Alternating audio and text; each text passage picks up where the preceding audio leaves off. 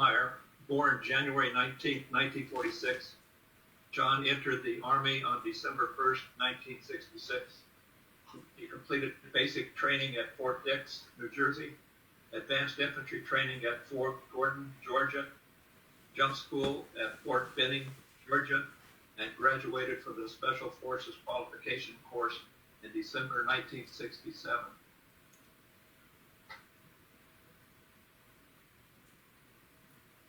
Let's see. John's overseas tour of duty began in South Vietnam in April 1968 when he volunteered to serve the Military Assistance Command Vietnam, Studies and Observations Group, or simply SOG, at Forward Operating Base FOB-1 in Phu Bay in May 1968. His personal military history about his involvement with the Secret War begins with his assignment to Strike Team Idaho. He served from May 68 on Strike Team Idaho through April 1969, and again from October 1969 through April 1970. Bear with me.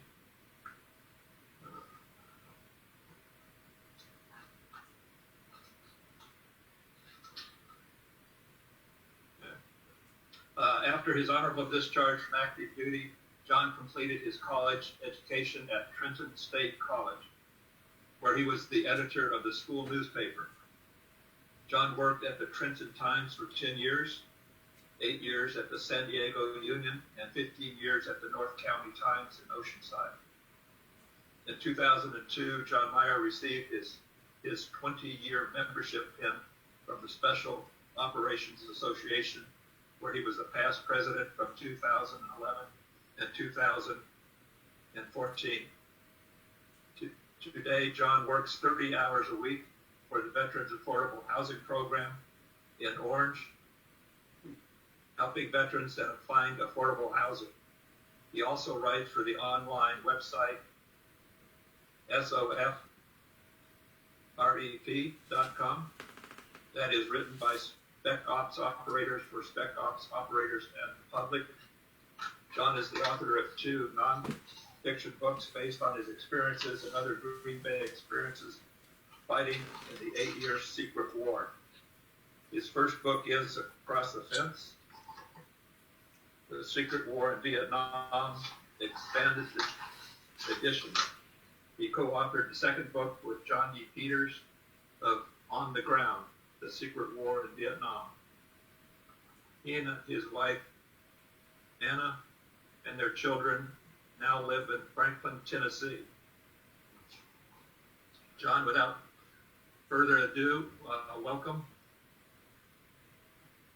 Thank you, Scott. I appreciate it. And yes, we're in Franklin, and my job in Orange, I had to resign my position there after 8 years, and we're out here house hunting, literally. I have 2 daughters out here, and we were out 2 years ago. My wife fell in love with it, and you know how that goes.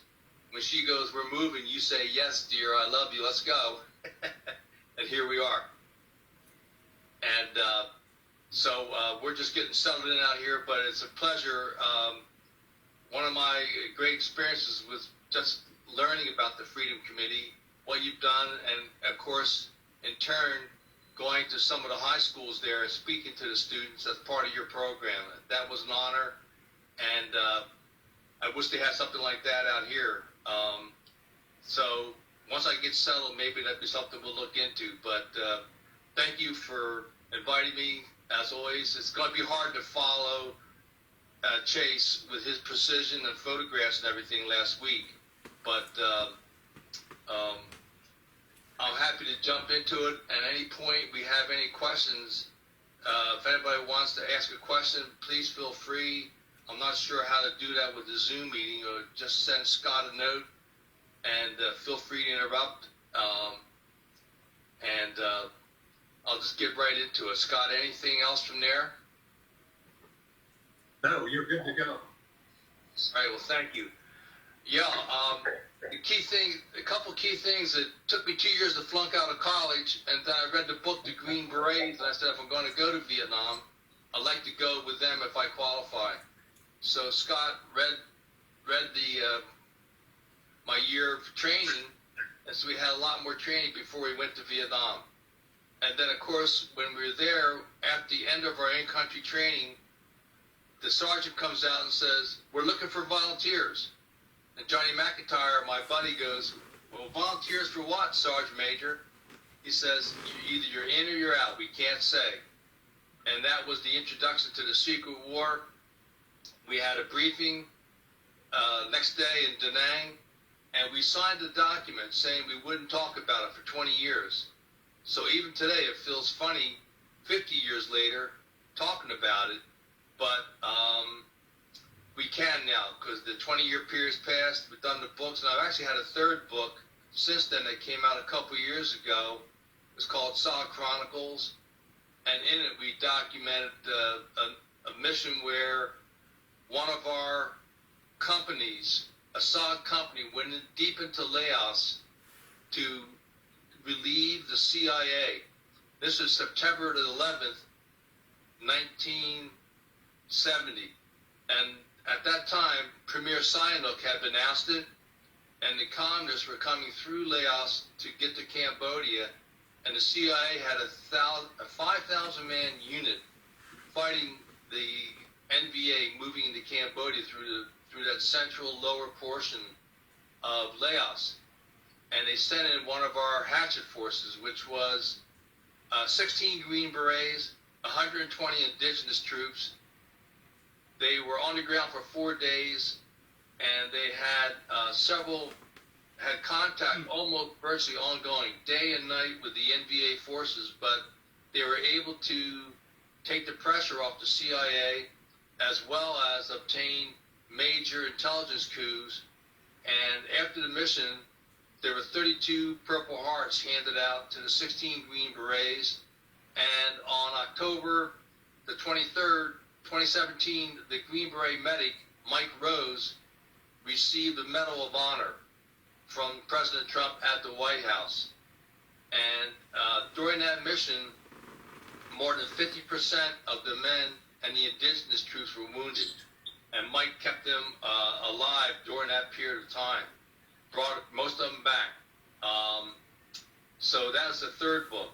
And the first book, we talked generally about the Secret War, which at the time we didn't realize it, but it was the highest casualty rate in the war. The casualties exceeded 100%. We had some people like Sergeant Rob Howard, who earned 8 Purple Hearts. He was put in for 11. He was also put in for 3 Medals of Honor. Finally, on the third application, he received the Medal of Honor for a mission in Laos. And the Secret War, why a Secret War? Because our government had signed a treaty in '62 saying we'd have no combat troops in Laos, Cambodia, and the Vietnamese, being the honorable people they are, had agreed to the same thing. But of course, they agreed publicly, but lied actually. So by the time that I arrived at the Secret War in May of 1968 at Phu Bai, the NVA had 25 to 30,000 troops and personnel keeping the Ho Chi Minh Trail open to bring supplies south from North Vietnam. Cambodia had anywhere from 50 to 100,000. And our job was to go across the fence in helicopters, be inserted on the ground, and then to try to observe what the enemy activity was. The missions would depend. They could be anything from a point mission. By 1968, the NVA were bringing fuel lines down from North Vietnam into Laos through the DMZ River, and one of our point missions was to go in and blow those fuel lines up. They also had fuel dumps that were further in Laos, and we had successful missions where not me, but other team members went in and blew up the fuel dumps. And that would be a point mission. We had general missions, which would be to find out what the enemy was doing, get intel. And if, for example, on Thanksgiving Day, 1968, our mission was to go in and find 3 missing NVA divisions. That was 10,000 men each. The NVA's 1st, the 3rd, and the 7th NVA divisions were missing in action. The CIA, DIA, etc. couldn't find them. And so the night prior to the mission, myself, S3, and the CO from our base studied the intel reports. And the next day we inserted, and fortunately, we walked into a base camp where it appeared that one division had just left, and another division was coming into the base camp. And we went in, there were still fires burning. One of the fires still had a pot over it. And we took a few pictures, and then shortly, the tail element, the tail security element from one division turned around and came back to get us, and the point element from another division, I'm not sure which ones, came after us. And this was Cambodia, where it was much more open. You could see for 200 or 300 yards. It wasn't the thick triple canopy that we were used to in Laos. But one of the memories that I'll take to my grave with me was seeing NVA soldiers in uniform with their AK-47s at port arms running towards our team. We engaged them with delay tactics, claymore mines, and we had close air support from the Air Force, the 20th Special Operations Squadron, the Green Hornets. And we were able to direct suppressing gunfire enough so that we were able to get to the LZ, where the chopper came in and picked us up. And as we were departing, leaving the LZ, the NVA soldiers would come out of the jungle, and the ground was muddy because it had rained earlier the past couple of days, and the soldiers who were running at port arms tried to bring their AKs down to shoot us, and you could see the boots kicking up clumps of mud as they were trying to stop, and the mud would go up into the prop. And the door gunner and our team members were mowing them down, literally blowing them back into the jungle as we departed. And that was just one of our missions. And that was, by the end of 1968, the North Vietnamese had developed what they called hunter-killer teams, where they would train sappers whose sole mission was, once they had a report about one of our recon teams or a hatchet force that had landed in their area, they would come out, and they were trained to specifically hunt us. And on New Year's Day, 1969, we had a recon team that was in a target. At first light, they were hit by sappers, and the sappers wore nothing except a headband and a loincloth, and they were highly trained to come in with great stealth. And they came in and killed the 3 Americans and then left the South Vietnamese alive so that they would come back for psychological purposes. And needless to say, that message was a clear message just telling us that the North Vietnamese had kicked it up several notches at that point.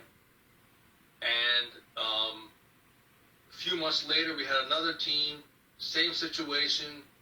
The NVA came in. They killed the 3 Americans on November 3rd, 1969. That was in Laos on a general recon mission. And they hit him at the end of the day. And all of the Americans were killed, and the indigenous troops were allowed to be alive. And so that created, quite an impact psychologically. And then, in my case, when I arrived at Phu Bai, it was around May 21st, 22nd. And when we got off the helicopter, which was from the South Vietnamese Air Force, the 219th Special Operations Squadron, the recon team aborted and was inserted into the target in the Ashall Valley, which was our most hostile area of operation for us. And the recon team on that date disappeared, never to be heard from again. The team leader was Glenn Lane, a Green Beret who had been in the Army for over 10 years. He was highly experienced, highly respected, and his assistant team leader was Robert Owen, who both were assumed to be killed in action, and they still remain amongst the more than 50 Green Berets who today are listed amongst the Americans in Southeast Asia as missing in action. And we have, to this day, 1,565 Americans that are still listed as missing in action in all of Southeast Asia, which would include Laos, Cambodia, Vietnam, and China. There were some airmen that got shot down that got too close to the border, and I don't know the details about that. So in our case, for Laos alone, to give you a sense of how deadly it was, we lost 50 Green Berets that had participated in the secret war. In addition to that, for all of you aviators out there, we are now documenting to the best of our ability through the Special Operations Association and the Special Forces Association, we're documenting the air losses. And at this point in time, we have documented more than 120 aviators. That would include men who flew Phantom jets, SPADs, the old A-1 Sky Raider, helicopter gunships, and they're all shot down in support of our missions on the ground in Laos or Cambodia or North Vietnam. Because amongst our other missions, when an aircraft would be shot down, if they were uncertain about the pilot's status, our recon teams would go in to recover them or to make a determination as to whether or not they were still alive. And those, of course, were amongst our more serious missions. And we called them bright light missions, where the recon team would go in, nothing but bullets and hand grenades, bandages, and body bags. And because most of the times, when those crashes occurred, the survivors have a chance of surviving were minimal.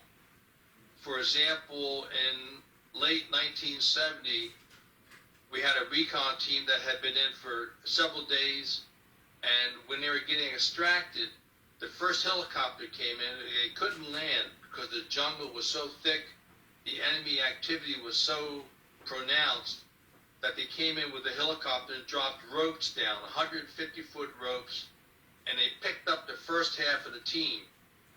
The second helicopter came back to pick up the second half of the team, and they had dropped the ropes again.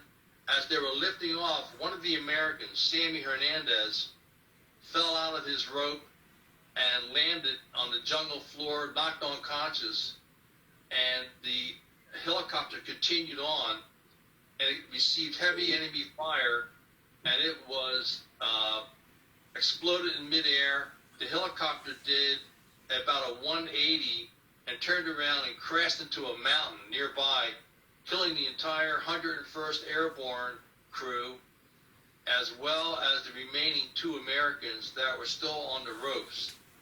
And that's just another example of the deadly war.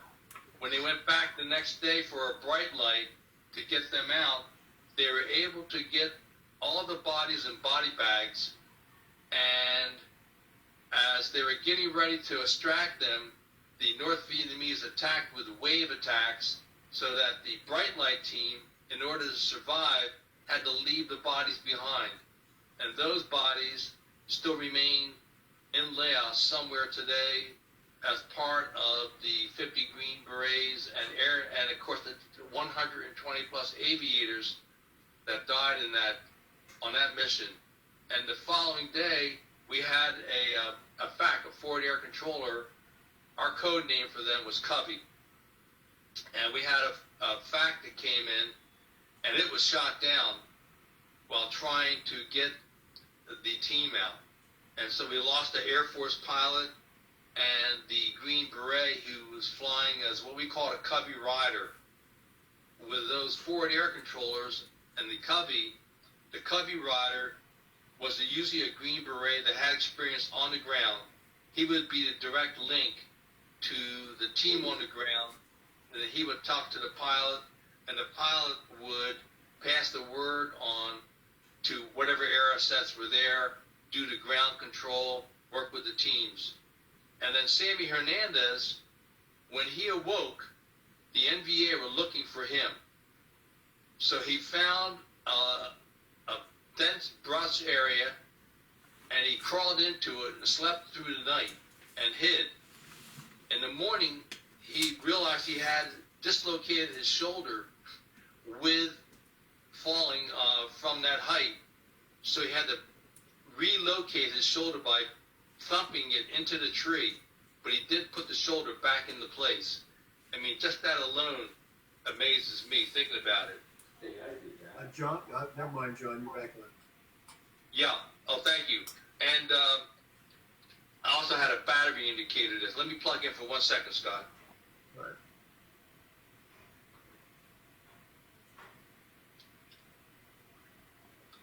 Thank you. So they were able to get Sammy out.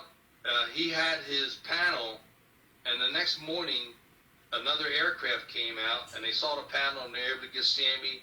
And Sammy went on to be a member of the first team that parachuted into Laos. It was a Halo mission, where they had 2 Americans and 3 indigenous troops, and they parachuted in from, I think it was around 12,000 feet. And the only trouble was they had a new equipment that the Air Force had given them for transponders. So if they got separated, they would turn the transponder on and they would be able to locate each other. Well, they jumped in the rain and the transponders were not waterproof. So by the time they got to the ground, the transponders didn't work. So the team was on the ground in Laos, separated. Finally, a couple of them got together, but they did do some area reconnaissance, took notes before they were successfully extracted. Amongst our other missions were POW snatches, wiretaps, and sometimes we do trail watch, where we go into a trail and observe it, and then direct Air Force, Marine Corps, Navy air assets against targets that were coming down the Ho Chi Minh Trail. We also put in Air Force sensors along the main roads on the Ho Chi Minh Trail. My first mission doing that was in August of '68 in the Ashall Valley, and the way it worked, they had a central transponder, and then they had 2 coaxial cables that ran out approximately 25, 30 feet, and we buried it next to the Ho Chi Minh Trail, and then after we left, that transponder would send information up to the Air Force, and the Air Force had airborne command and control aircraft, codenamed Hillsborough during the day, and at night they're called Moonbeam. And of course, with our missions, we were across the fence. We were out of range for any support from conventional units, no artillery, but we did have the best Air Force in the world, and we had door gunners and gunships from the Marine Corps as well as Army that supported us. And of course, one of our favorite air support was the A-1 Sky Raider, because it could stay on station so long.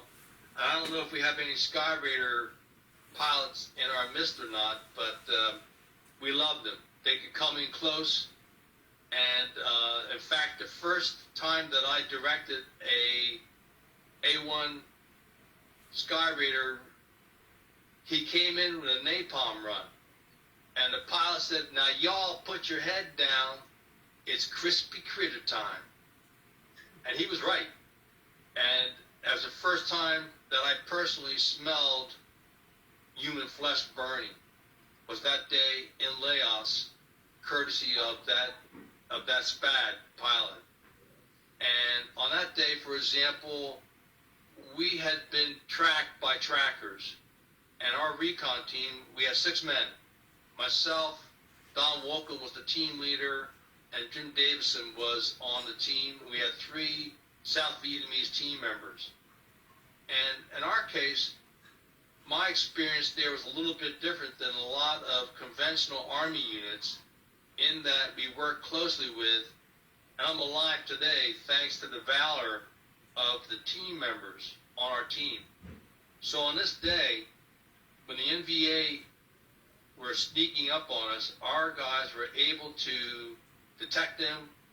We were in a firefight for over 2 hours before any air assets arrived. And at one point, one of the guys on the team said, "Do you see what the NVA are doing?" And I couldn't tell from where I was, but what he said was, we had killed so many NVA because we were on a little hilltop, and they began stacking up the dead bodies so that they could try to get on top and get a higher height so that they could shoot down at us. And that was a very sobering moment. We were in contact for over 4 hours just on that one mission, which was October the 7th, 1968. And as we began to get low on ammo, a South Vietnamese helicopter pilot, Captain Tin, came in. We were able to find an LZ where he had to hover. He hovered for 10 minutes until we were able to get to the aircraft, and we threw everybody in. And when we exited, there were hundreds of weapons that were shooting at our aircraft. And when we got back to base, I went up to Captain Tin and said, "Thank you, sir. Why don't you come on in? I'll buy you a drink at the clubhouse." He said, "No, I'm flying back to Da Nang. My wife and family are waiting for me for dinner." And we had many occasions like that where our code name for them were King Bees. And in fact, today, I'm not sure if anybody's familiar with Jocko podcast, but Jocko is a Navy SEAL who had 2 tours of duty in Iraq. The second tour of duty was in 2006 with Ramadi, when they retook the city of Ramadi, and he was the OIC for Task Force Bruiser. And since then, he's gone on to put together a leadership series and these podcasts. And in this podcast, myself, we interview a King Bee pilot on, and he flew in the Secret War for 8 years until he crashed. And what happened was he inserted the team into Laos, and as he was leaving, enemy gunfire hit the fuel tank. So aviation fuel was coming out of the H-34 Sikorsky, and it ignited somehow, possibly when the door gunner was firing his .30 caliber machine gun at the NVA. Fire started below, and in the H-34, the fire came up into the cabin, the pilot's cabin, which was higher above the passenger seat in the H-34. And, An looked down. He knew that he was in thick NVA territory. He could literally see the NVA still shooting at him. So he flew over a mountain while on fire. He was able to crash land, survived the crash landing, but he couldn't open the window to his door or unhook his seatbelt conventionally because his hands had been burnt so severely. He had to use his elbows to execute getting out of the King Bee. And when he did so, he was able to get out, and he found that his legs had been burnt. And they took him to the hospital, but his hands had been burnt so severely they cut off both hands. And to this day, An has hooks for hands. And he tried to escape several times, finally escaped, finally came to America, and finally landed a job with a county up in the San Jose area, and then eventually worked for the IRS for 18 years before retiring. And today still lives in San Jose with his wife and his family.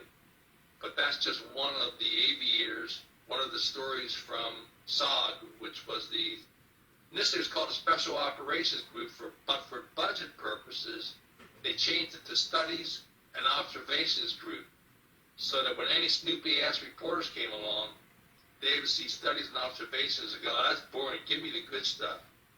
But our Special Operations budget was hidden in the Navy budget. And so that was our war. It went on for 8 years. We had other King Bee pilots and other warriors who were able to escape. Sadly, many did not. And Scott, I'm at the 30-minute mark here, so do you want to go into a Q&A, and where would you go from here? Yes, if you're willing to take questions. Oh, I'm good to go. I just got a note from my wife. She's still got another half hour getting beautified, so we're okay. So, Ask away. all right. Your microphones are unmuted. Questions? John, question, what was the difference between a LRP unit and your unit? The LRPs ran their missions in country. Ours were out of country, and the traditional LRP units with the regular Army or the Marine Corps, as for example, Force Recon, we had Force Recon Marines who came by our compound at FOB-1, and they were all Americans, whereas our teams had indigenous troops, and our missions were across the fence. They were top secret. Our command structure went from our base directly to our SOG headquarters to the White House. They had a lieutenant colonel or a colonel who monitored all traffic. So any of our after-action reports went to the White House, and then mission planning, majority of missions would be cleared from there that would come to our headquarters and then to our base. Whereas the LRPs were directly reporting to their company units, responding to any needs they had. And of course, you had the Rangers that were there with the Ranger LRPs who ran missions in the Ashall Valley. And I'll tell you what, there's some wonderful books out there from the LRPs by Ken Miller, Gary Linderer, and you read those books, you can tell those Rangers earned their paychecks there. Can I say something? The LRPs, just for somebody that doesn't know, it means long range reconnaissance patrol. So with the CAV, we had LRPs as well, and most Army units had the LRPs. Mm-hmm. How much interference did you have with the White House being able to direct your missions?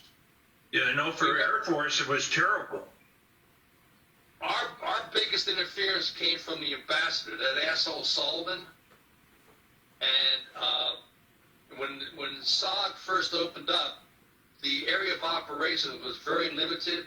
In fact, in Cambodia, even in 1968, when I went into that mission, I was shocked in the pre-mission briefing because they said, you're going to get inserted and your aerial support today will be the 20th Special Operations Squadron. And the guy stopped talking. I go, well, what about the SPADs and the fast movers? Oh, no. We're prohibited from having them here in Cambodia. And so eventually they were able to expand the AO further west. But if there was any friction for the White House, it never got down to an operational level with us. We knew that the State Department, like today, is still the biggest enemy of ground troops trying to fight a real war. Did you ever, this is Dwight, did you ever have a situation where you weren't able to go back and retrieve either downed or missing or dead people that you knew, soldiers that you knew were over there? Did they ever interfere that way? They did not interfere with that. When we had a team, for example, when I landed at Fubai, when Spike Team Idaho got wiped out, 2 days later, another recon team went in. Every team member was severely wounded, and they got hit by American weapons and American hand grenades. In fact, one of the team members had his jungle boots blown off his feet by an American hand grenade. One of the team members on that bright light was KIA. So when there was a determination to not go back again because the enemy activity was so severe. On October 5th, 1968, we had a 9-man recon team that ran into an NVA division, and 3 members of that team were killed in action, left behind, because they just couldn't get them out. One of the Americans, years later, when they were in an effort to go back to get the American that was killed in action, the team leader spoke to the colonel who ambushed his team that day. And the colonel said, you ambushed an NVA division, and you and the Air Force and the Marine Corps air assets inflicted 90% casualties on us that day. So out of a 10,000 man unit, 9,000 were either wounded or killed or missing in action, whereas we lost 3. John, Yes, sir. this is Don Pogler off of the Liberty. I had a good friend who is still MIA. He was a OB-10A fact pilot and was shot down as part of the Bat-21. Well, he was the last plane in, or last aircraft in on the Bat-21 mission. Wow. As far as I know, the only thing that was ever recovered of him was his military ID card was found in '91 in a museum in Hanoi. Oh. Really? Yeah, we, what I know about Bat-21 mission is only from the movie and from some of the things you told me to correct my thinking about what actually happened out there. Well, and by the way, his call sign was Covey 282. Oh, is that right? Yeah. Oh, wow. Yeah, we lost several Covey pilots and aircraft during our time, and they had, particularly after Johnson had the bombing haul in '68, they brought a lot of heavy anti-aircraft weaponry south. In the early days, we always had 12.7, 23, 37 Mike, which in and of itself is bad enough. But then they brought down the 57 Mikes and the anti-aircraft weaponry, which could wipe out an aircraft with ACAC, like World War II ACAC. It was just amazing. John, there was a photo at the very beginning of it looks like a 3-star talking to you on your page for your On the ground. I might have missed it. You might have mentioned it in the speech. I apologize. No. Who was that? What was the situation? That was a pre-mission inspection in April 1969. The 3-star general was Richard Stilwell, and he was the I-Corps commander at that point in time, and he inspected us because we were getting ready to go in for a mission up in further North Laos, and we were taking an expanded team in. So he wanted to get briefed by me on that mission, and so the picture of him is, like I said, Lieutenant General Stilwell, Richard, and the Green Beret, whose back is to the camera, is the commander, Colonel Jack the Iceman Isler, who was our CO at that time, and we were right there at our command and control headquarters at CCN Da Nang. And he came in, talked to us, we gave him a full briefing. The next day we got in the helicopters and we launched. When we got up to about the DMZ, they turned us around and brought us back because 2 other aircraft had been shot at and one had been shot down right at our target. So they figured it wasn't a good day. And but that mission was canceled. Well, I forgot to say it earlier, but welcome home. And then the one question I had for you, have you ever been back to Vietnam? No, sir. No, if I first of all, it's too expensive, and I'm still on a tight budget. And secondly, if I was to go back to Southeast Asia, I want to go to Laos.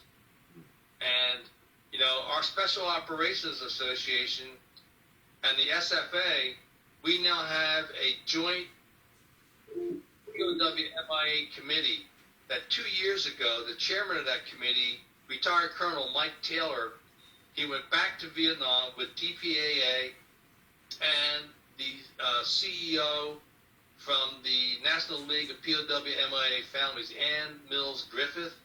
They went back to Laos and to North Vietnam. And one of the meetings that Mike had, he met with North Vietnamese Army soldiers who were trained as the hunter-killer teams that hunted our teams down. And the reason why they met was on the whole POW MIA issue. And from that meeting, we've had, to this day, we had the best cooperation in history from the North Vietnamese Army in the effort to locate, identify, and bring home more remains and of our service members. And it's just one of those amazing stories. I don't know if I could have done that, but Mike was able to do it, to talk to him. And for example, there's a reciprocity to all that. We had a guy who did a mission, and the mission was a bright light. A Phantom F4 had crashed, and when it crashed, it came in, it hit 2 hilltops before it landed and crashed into a 3rd hilltop. The bright light went in to recover the pilot and his backseater, but they couldn't get to him. He got to the 2nd hill, and the NVA came after them with hundreds of troops. Well, the team leader, his name was Jim Shorten. He got out, retired, became an X-ray physician specialist. That mission haunted Jim. He spent $35,000 of his own money to go back to Cambodia. He hired mercenaries. They went in. They got to the crash site, but when they got there, they were run off by uniformed bandits who were all heavily armed. And Jim and his people, they only had survival pistols. There were no match to go up against armed bandits with AK-47s. 10 years later, Jim went back with DPAA. This time, DPAA took him in, and DPAA was focused on the 2nd hill that jet had gone through.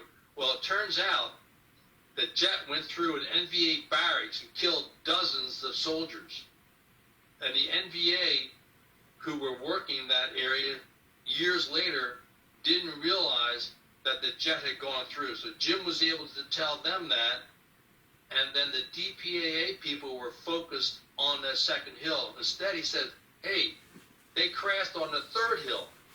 And Jim stayed there for 2 extra weeks, working with them side by side, going through the dirt and sorting it out, looking for anything.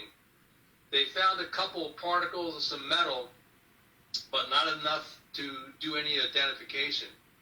DPAA said they would call Jim the next time they went in. Well, Jim got a phone call earlier this year from DPAA, said, hey, we just got back from Laos. They never bothered to call him.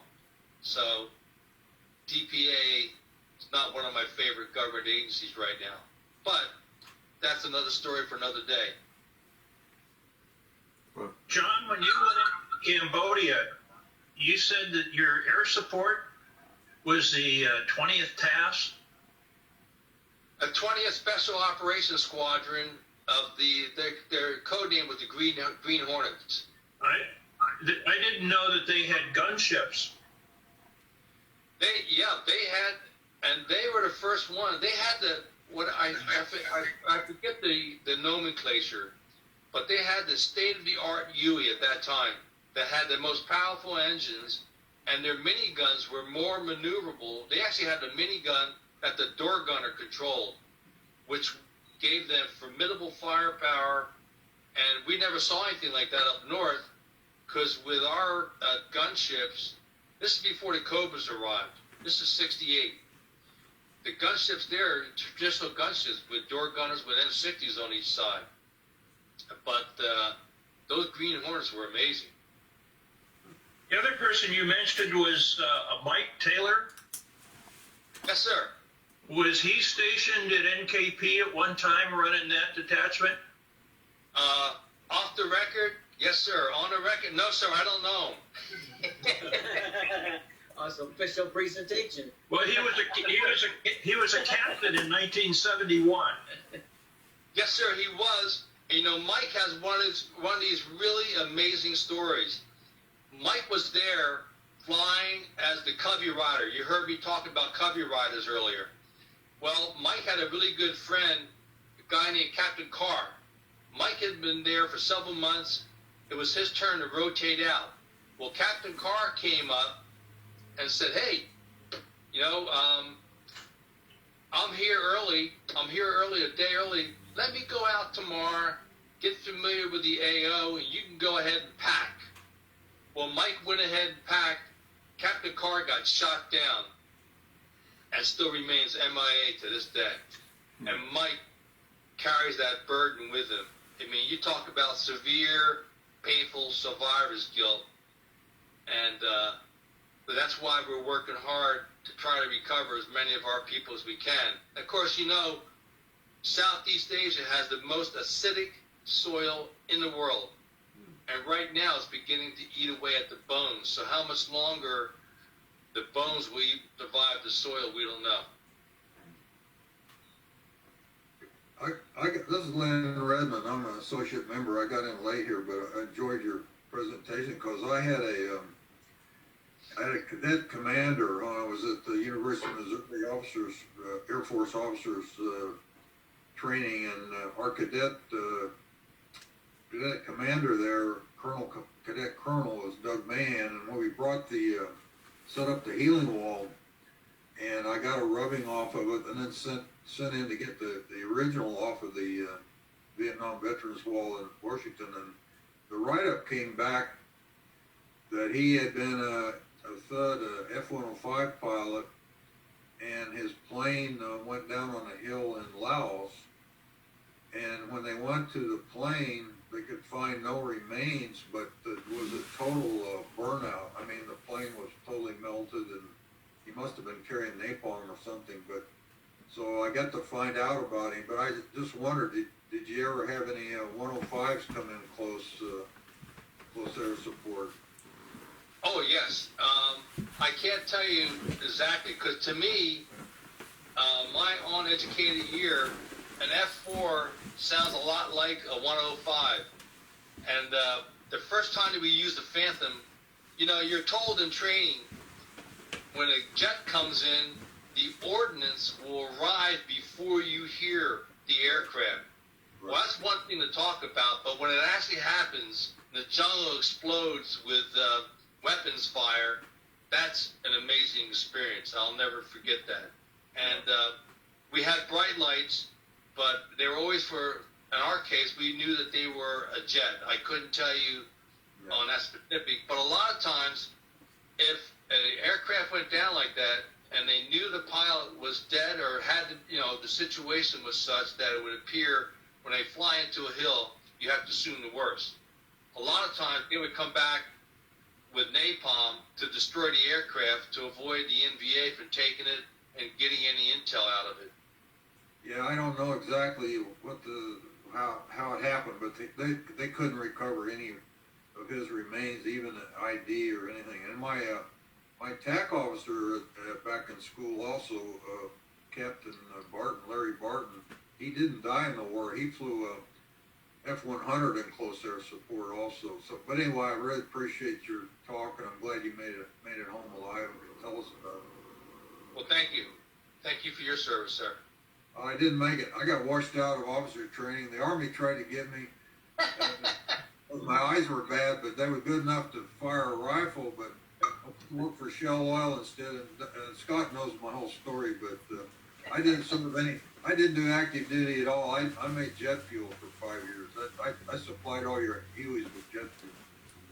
Very good, because without that, they couldn't fly. 99% support the 1% of the sphere, don't they? Yeah. Hey, John, when we were in the teams out of NKP, we didn't put any Americans on the ground. We were only using indigenous personnel. Why was it different from the Vietnam side? Well, what year was that? Was that when the Strata program was running? It was 1971 to 1972. I'm sorry, 1970 through into January 72. Oh, well, earlier on, I'm not familiar with that period. I came home from my second tour of duty in April of 1970. But myself personally, our team, we launched out of NKP several times because South Vietnam was socked in. And it was a longer flight. And the first time we did it, it was amazing because we're flying for an hour and a half, 2 hours, and they set down on a hilltop, one of those CIA refuel dumps. I get off the plane, it was the old HH-3s, right? And I get off, and there's a guy refueling us with aviation fuel in the middle of Laos on a hilltop. I go, "Who are you?" He goes, "I'm not here." Well, guess who it was? Spooky.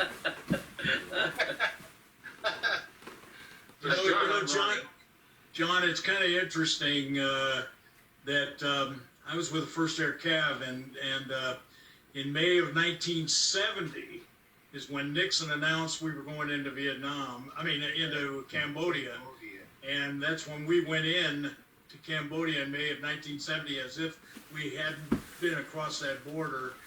But the secret war sounds like you guys had been there since when? 68. Yeah, I know you said you were there in October 68 in Laos, right? Well, October 68 Laos, and Cambodia was Thanksgiving Day, 1968. And then we ran 2 subsequent missions after that. Yes, sir. So you were there long before. Right. Oh, yeah. Because of that, I wanted to ask you real quick, because of that, Sure.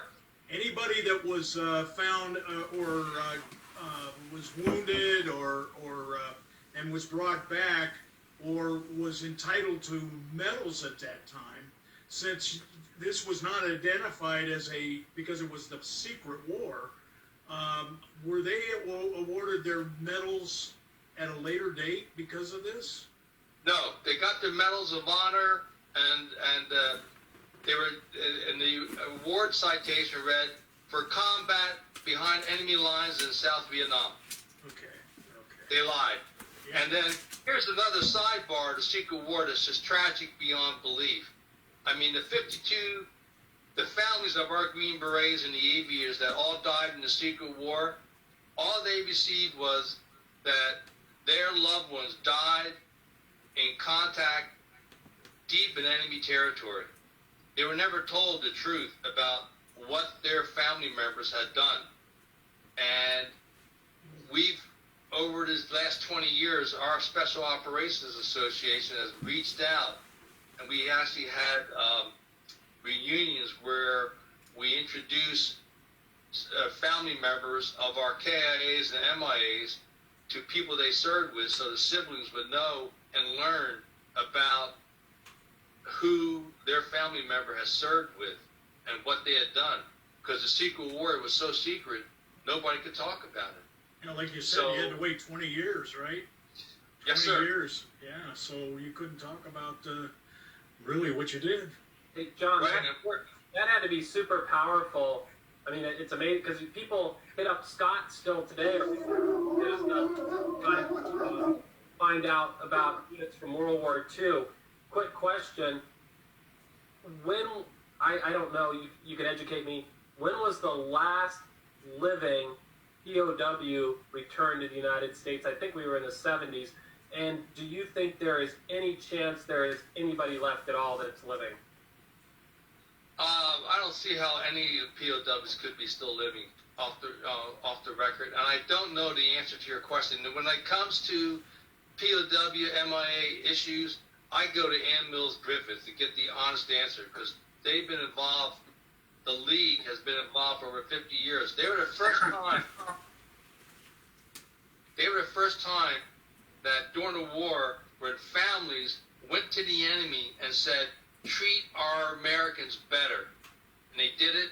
And then when the POWs came home, then they changed gears, and the League was formed specifically to help with our MIAs and to identify, and to this day, Ann Mills Griffith is known. She knows all the communists, every leader in Cambodia, Thailand, in Laos, and Vietnam. They respect her more than the government because she's been there, and her mission is strictly find, identify, and bring home our Americans. John, this is Ronnie Geyer. I drank 65. You were talking about the Sandys? Yes, sir. The A1E Sky Raiders. As we were waiting to be taken, we were standing in front of Plain East Special Forces Camp, waiting to be picked up and aerosoled into westward into the I Drang Valley. We could see I think it was 2 A1E Sky Raiders, Sandys, as they later called them, dropping napalm or bombs over a small hole just on the little bridge just west of Plain. We could see them going in and out and dropping napalm like you see in the movie We Were Soldiers. Now that's on the east end of the valley, and we were going all the way into the west end.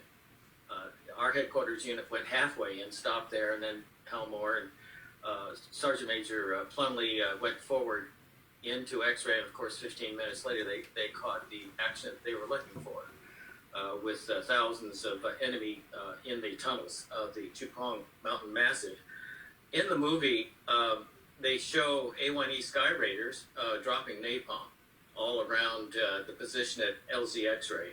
And later on, we found out that those planes that they used in the filming at Fort Hunter Liggett in California are from the Chino Airport, from the Chino, California Air Museum. And, Really?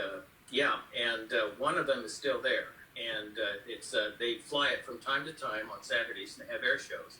And they have guest speakers there about different things. And one day they honored the plane. And wow. they had 4 groups of guests who were flyers of bombers and fighters and the Sandy. And then they had a grunt finish it up.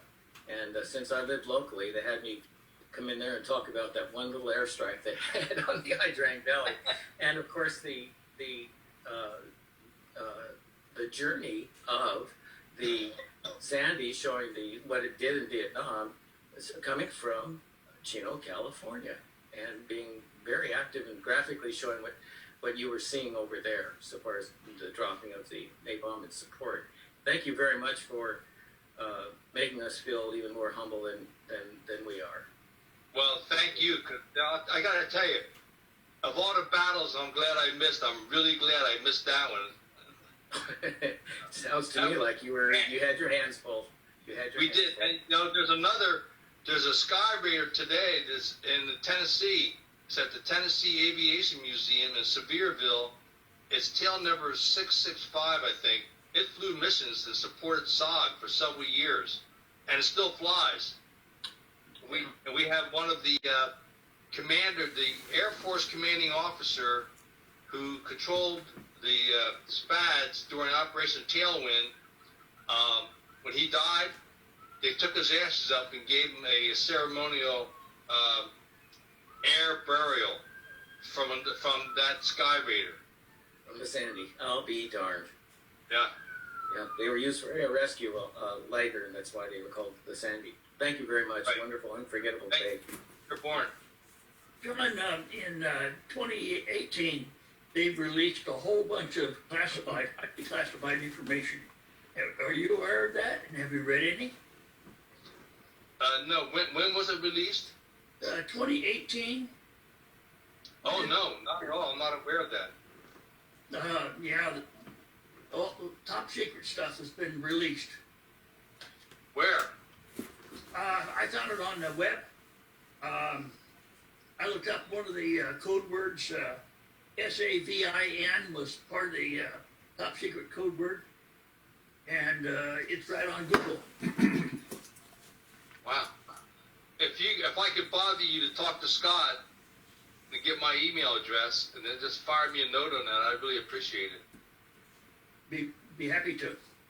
Thank you, sir. Hey, John, do you keep in contact with any of the guys that you went all the way back through training with, or obviously even more importantly, probably the guys that you were in country with? Yes, sir. We had about a dozen guys, maybe a dozen and a half. We went through Special Forces training group together, and we went TDY before we went to Vietnam for RTT training. They wanted top secret training for that. And we've had about a dozen of us that all stayed together over the years.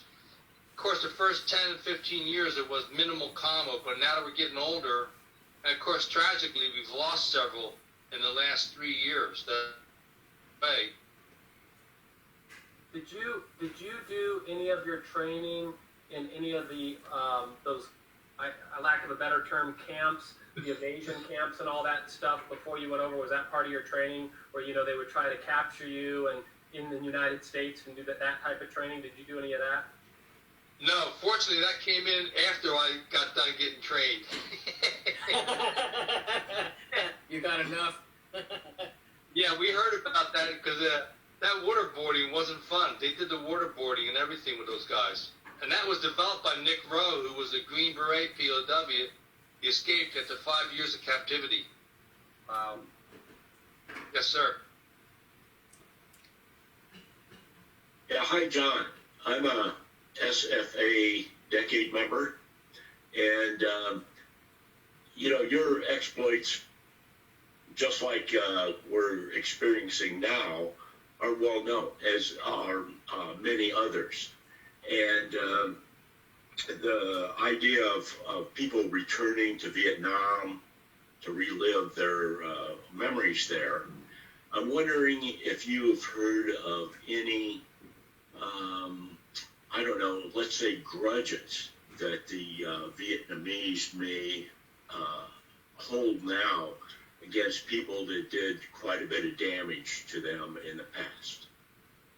No, we have several guys that have been back to Da Nang and several times, and any Americans I've talked to, from Roger Donlin, who received the Medal of Honor, the first Medal of Honor in the Vietnam War from 1964, and he received the Medal of Honor from President Johnson. From him all the way through, everybody that goes back, you know, the Vietnamese people appreciated what America tried to do, and even the communists now, if you get like a ground level personnel, they're all very upbeat, positive, kind, and you know, it leads me to that theory. If we got rid of all the politicians and the lawyers, the rest of the world could get along just fine. And I think that would be a classic example of that.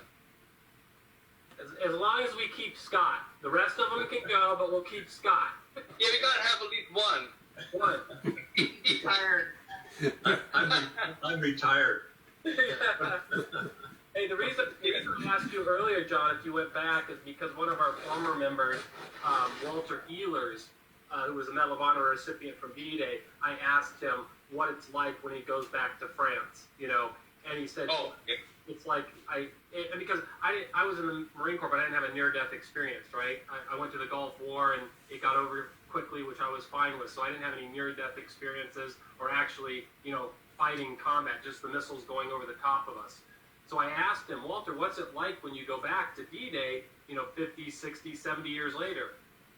He said, Dwight, it's like I walked out of the room that we're in right now, you moved the furniture around, and I walked back in 5 minutes later. Seems like it just happened yesterday. So, Really? yeah, so that's why I asked you that question, because obviously he went back to France a bunch, right? He was exactly where he came ashore, you know, 30 or 40 times, you know. Yeah. I can't imagine. Really.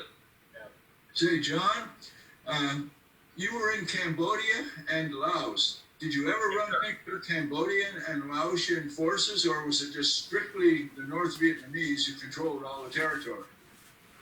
We ran into the Pathet Lao. In fact, one time we were on a training mission in the Ashaw Valley, and our team wound up ambushing their ambush.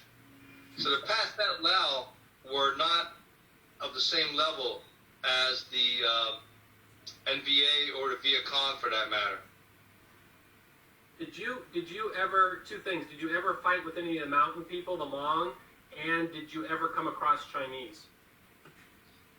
I did not serve with them. We had other people that did, because we had the Monte-Yard tribe, the mountain people. We had the Nungs that were Chinese Nungs that were in Saigon area, who were the premier fighters for our cause. They were just fearless. They're a little bigger, a little stronger, and then of course the South Vietnamese. Now my team was all South Vietnamese, and we never had any issue with them. As far as Chinese, I didn't personally contact them in combat. We saw a couple who were in uniform and dressed like NVA, but they were so big, you could just tell they were Chinese. They just carried themselves differently. But and a couple of our other recon teams came into hand-to-hand combat with them, and so they were there. And the Russians were there, and the Russians have about 15 years ago. The Russians had a secret war reunion, because they had over 3,000 Russians that served there during the Vietnam War. And they had their first reunion that's now out on, there's a local reporter there that interviewed the Russians about their secret war in Vietnam. Oh, wow. Oh, yeah. And my only disappointment was I think they had 8 KIAs. I was disappointed that they only lost 8 Russians. I kind of expected a lot more. You're probably hiding too much. And they're probably lying like everything else that communists do. Yeah. That's what I was gonna say. I bet they were lying. Yeah. Yeah. Well, they were lying, but they were crying that day. Oh, look at us, we fought the secret war. And the sidebar to that is that SOG was more severely compromised than we ever realized. And I've done a couple of pieces for Soldier of Fortune and for SOCREP about compromise. And one of my sources was a CIA agent who went to East Germany. He met the Russians who fought in the secret war against us. And he said they were such racists. They just hated the Vietnamese. They despised them, and they didn't respect them at all. But they were amazed that our radio equipment wasn't more sophisticated. We had been trying to get more sophisticated radio equipment, but during my tenure on the ground, we never had it. We had the Prick 25s and the ERC 10 for emergency transmissions with the Air Force. When you said your missions that SOG was compromised, how so, other than intercepted radio traffic? They had a spy that worked in SOG headquarters in Saigon, and then on top of that, you remember when the USS Pueblo went down in '67? Well, the North Koreans took it down because the Russians told them to do it. And when the USS Pueblo pulled into that North Korean port, the Russians were there. They took off all their encryption equipment, which was state-of-the-art. And then what we also didn't know at the time, Johnny Walker and his son were in the Navy, and they were selling their Navy intel, the CAT codes, the daily codes, to the Russians for several years. They knew exactly what the Air Force, the Navy, Marine Corps, and Army were doing for top secret conferences, plans, communications, and we had that double confirmed, both from the CIA and from the Navy intel. And I'll give you an example. One day we were flying into a target, and we had heard about being compromised, because a lot of times we would get shot out of LZ. So LZ, they didn't want us to go in, they would shoot us out.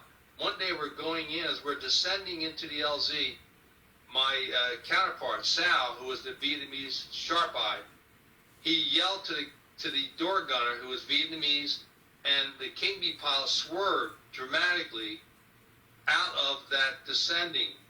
And the reason why, Sal saw a wire. Somehow he was able to pick it up, and they had put a wire across the LZ. So if we had continued descending, the H-34 would have hit the wire, that would have triggered a 500-pound bomb that would have wiped us out. And they knew we were coming. They had time to plan it.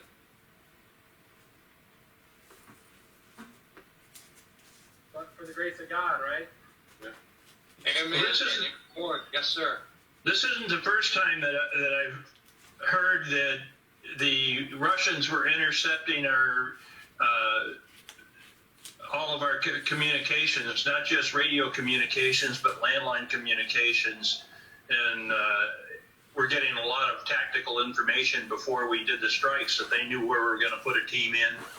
And that's why they get gobbled up so quickly. Yes, sir. I mean, you know, we had another example of that. We had earlier, in the early days, they put teams in the North Vietnam. They were all compromised. And Jack Singlaub, who was the chief SOG for 2 years, he was the one that ended that operation.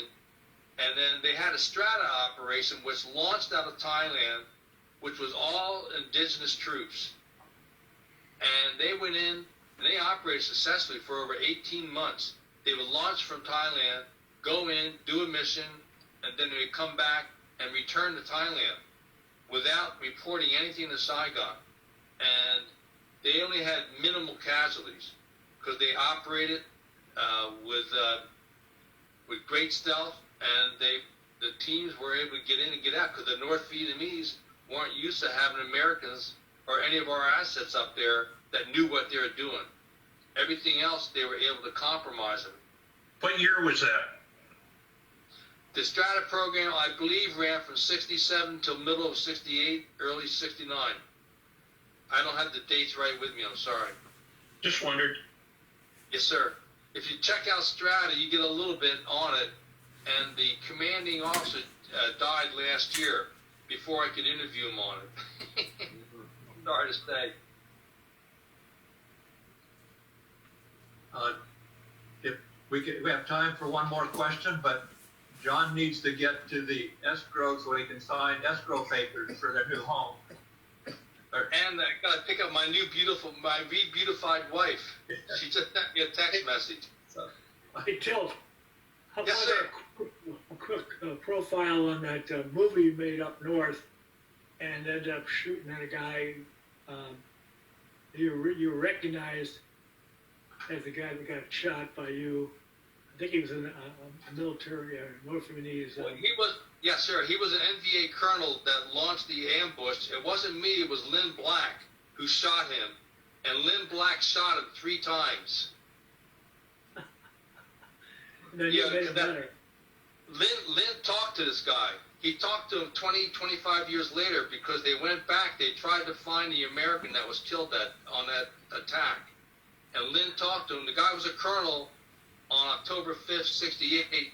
When he talked to Lynn Black, he was a 3 or 4-star general in the NVA. He talked to him. And at the end of it, he was talking to Lynn, and he goes, "Hey, who was the radio operator?" Lynn goes, "That was me." The guy goes, "Yeah, you were standing up, right?" He goes, "Yeah."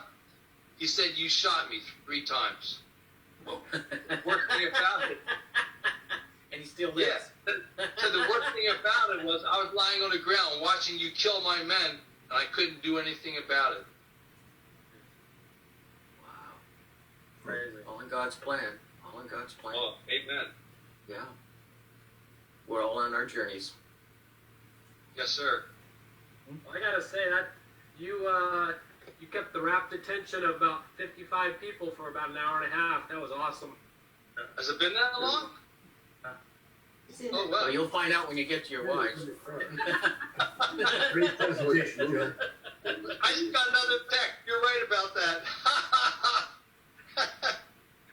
Very nice. Very nice. John, good. There you go. Thank you very much. And you Bless your heart. Bless your heart. You can Well, still, thank you. And the books are all available on Amazon if anybody cares. And the Jocko podcast, if you ever have a long drive or if you can't sleep at night, if you just go to Google and type in Jocko podcast, my first one was number 180, and we've had subsequent ones after that. So this week we did a King Bee pilot. Last week we interviewed Cowboy, who was with Lynn Black October 5th on the ground at that mission when they inflicted 90% casualties on the NVA. It's a heck of an interview with these two Vietnamese. Wow. So you just Googled Jocko Will? Yeah, just Jocko, Jocko podcast number 258 is last week with Cowboy, and Jocko podcast number 259 is today with King Bee pilot Major On AM. They both live in San Jose now. Yeah, it pops right away when you do that, John. Jocko podcast. JockoPodcast.com. It pops up right away. Oh, cool. Very good. Well, thank you, gentlemen. It's an honor. Keep up the good work there. I really admire and enjoyed my time with the committee, even though I was conflicted and couldn't get to many of the meetings before you couldn't hold meetings, had to be virtual. Yeah. But I really salute what you all do, and Scott and your team, you're just amazing. Keep up the good work, please. So God bless if you. you're back in the Midwest, we can tell you Merry Christmas. Without getting arrested by Governor Can't say Bruce. that, California. Yeah, I can't No, say we that can't. yet. Yeah, I hear you can get a pretty good place in Franklin for a good price. Oh, those days have changed. We got a lot of assholes from California moving Oh, out here no. and buying good property now. Oh, they're all moving there. They are. The locals are probably cussing them out, huh? Absolutely. I'm cussing them out. Yeah, I wanted to get away from that. I resemble that remark. Yeah. That's great. And send your phone bill to our treasurer. We'll make sure it gets paid. All right. Now, this has been my pleasure. Take care. Keep up the good work, and you all have a Merry Christmas now. You too. Aloha, UK. For your sure. Same to you, John. All right. Thank you. Merry Bye. Christmas. Take care, John. Very nice. Take care. Boy, what a wonderful presentation, and he's really a fantastic person. Let's see. I gotta say, I mean, I love all the presentations, but wow, that was a pretty amazing one. I can't imagine how he can remember as much as he remembers. Yeah. Names and locations and dates. I mean, to me, that's amazing. Who shoots who? Okay, I'm going to embarrass myself and just say I can't believe how much he can remember too, because my husband literally bought me underwear that has the days of the week embroidered on it. I'm just saying.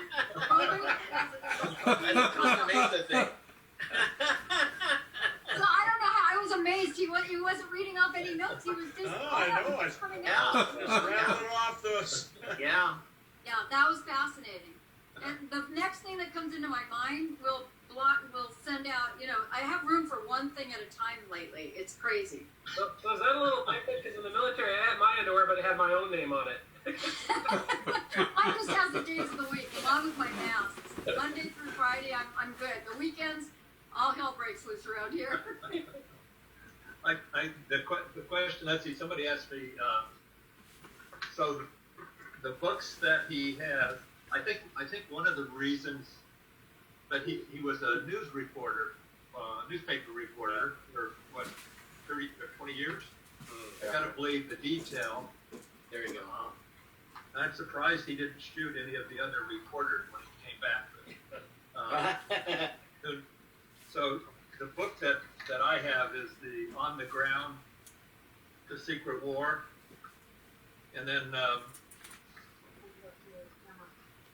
I think have you all seen this one?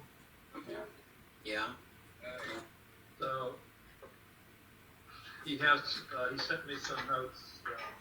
That would have been a great question to ask him, Scott, is his impression of the reporters during the Vietnam War. Yeah. That came to my mind, but he's all of the other details seem to be overwhelming about it. Yeah. So He was mute anyway. His service was muted during the time he was over. Right. So he couldn't talk to reporters, and I don't know. He couldn't talk about what he did. So on his bio, he has across the fence The Secret War in Vietnam, the expanded edition. And then I think we already talked about On the Ground, The Secret War. Said he just had a book come out too that he's. Then he mentioned the Jocko information. More information on that. I wanted to sort of quickly